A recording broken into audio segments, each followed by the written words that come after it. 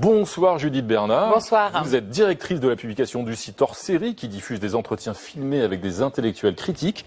Et vous êtes co-auteur de ce livre avec Bernard Friot, Un désir de communisme. Tiens donc. Faut oser, hein. Eh oui, paru aux éditions Textuelles et Hors Série. Vous osez. On ose. Et vous aussi, Brice Couturier, vous osez beaucoup. Bonsoir, mais le communisme, j'oserais pas. Bonsoir.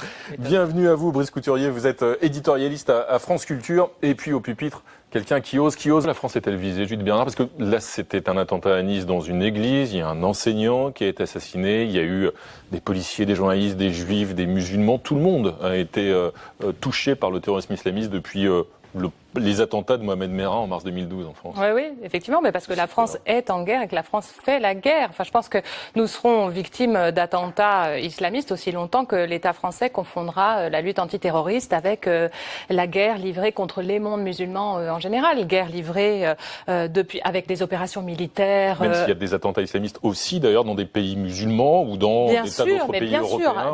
Bien sûr, dans l'agenda terroriste islamiste, évidemment, frapper les populations musulmanes, ça fait aussi partie de la stratégie. Mais pour revenir à la guerre que la France livre en effet contre les mondes musulmans, elle le fait au moins depuis la guerre contre l'axe du mal. Hein, elle a accompagné cette guerre avec des opérations militaires en Irak, en Syrie, en Afghanistan, plus des frappes de drones au Yémen, au Pakistan, etc. La France avait refusé la guerre en Irak en 2003. Elle l'avait d'abord refusé, mais enfin, elle a contribué. Ce qui avait d'ailleurs valu une grande popularité à Jacques Chirac dans les pays. Absolument. Elle a finalement rejoint cette logique militaire qui a engendré des dizaines de milliers de morts parmi les civils. Elle ne devrait pas la faire, cette guerre ?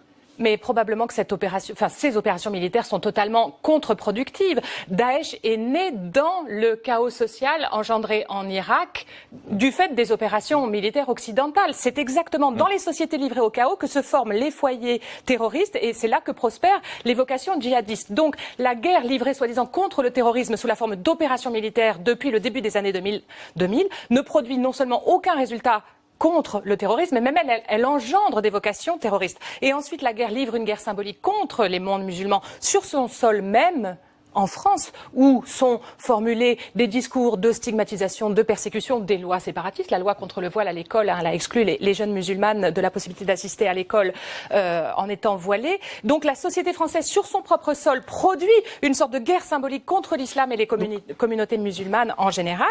Et bien sûr que ces populations se sentent agressées et que ce n'est pas en agressant toujours plus ces populations que nous allons pacifier nos relations avec le monde musulman. Et on a vu pourtant que les responsables du culte musulman en France ont très clairement condamné tous les attentats islamistes, justement, et expliquent d'ailleurs le recteur de la mosquée de Paris, contrairement à ce qui vient d'être explique dit, que les musulmans sont libres d'exercer leur culte en France. Nous sommes nullement en guerre contre les musulmans ni contre l'islam. C'est l'islamisme qui la République protège les musulmans de France. Si beaucoup de leurs parents sont venus se réfugier, notamment des Algériens, pendant la guerre civile qui a eu lieu dans les années 90 et qui a fait plus de 100 000 morts, s'ils sont venus se réfugier dans notre patrie à nous, c'est à cause de la laïcité dont ils bénéficient, bien entendu. Donc, évidemment, il y a tout un milieu islamo-gauchiste qui essaie de... J'attendais celui-là, évidemment. Visiblement, vous en faites partie. Ça veut dire quoi? Vous pouvez nous donner une définition précise du contenu?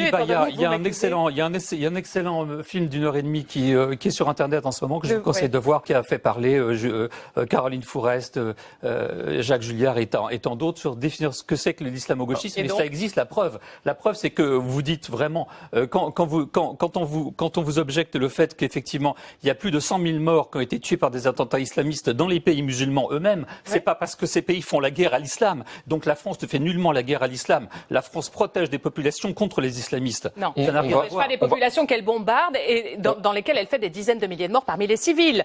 Quand même, les assaillants du Bataclan, que demandent-ils? Arrêter les frappes en Syrie. Que leur geste soit absolument abject. Mais non, absolument pas. Il faut entendre la causalité, les rapports de causalité. Il y a 60 fois plus de chances d'être frappé par un attentat militaire à l'extérieur. Moi, les gens qui tuent mes amis, comme certains de Charlie Hebdo. Il ne s'agit pas de défendre les islamistes, il s'agit de comprendre d'où vient le terrorisme. Absolument pas. Vous faites une erreur quand vous croyez, par exemple, quand vous appelez islamo-gauchistes, tous ceux qui se disent solidaires des musulmans en dénonçant le terrorisme. Je suis solidaire des musulmans contre les islamistes qui les attaquent et qui les massacrent. Alors vous êtes un islamo-droitiste.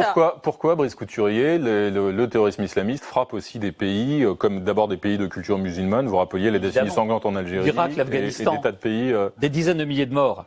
Parce qu'ils veulent créer le chaos. Parce qu'ils veulent prendre le contrôle. C'est la civilisation que les islamistes visent? Mais non, c'est parce que des islamistes, c'est un courant politique au sein de l'islam, instrumentalise une religion pour mettre au pas des populations entières qui essayent de s'en défendre. Nous devons aider ces populations à se défendre, comme nous devons nous défendre nous-mêmes ici pour défendre notre civilisation, nos modes de vie, nos libertés, contre des gens qui entendent les supprimer. Et vous évoquiez quand même, les violences sexistes font à peu près 5 fois plus de morts que les attentats islamistes sur le sol français. Je ne vous vois pas en guerre contre le patriarcat. Ce n'est pas une excuse, c'est une comparaison. On va juste rappeler qu'il y a eu... Le choc des civilisations, c'est vraiment un délire extrêmement dangereux. Sans aucunement évidemment minimiser au contraire les violences sexistes, on va juste rappeler qu'il y a eu près de 300 morts en France à la suite d'attentats islamistes depuis plus de 8 ans maintenant, en tout cas depuis ce cycle. Les sexistes en train de comment par an sur le sol français, on ne traite pas le patriarcat. Vous savez comment les femmes ont été traitées en Algérie par les islamistes? S'il vous plaît, on va avancer plutôt que de rentrer dans une sinistre hiérarchisation des victimes et on va en revenir à cet héritage que vous évoquiez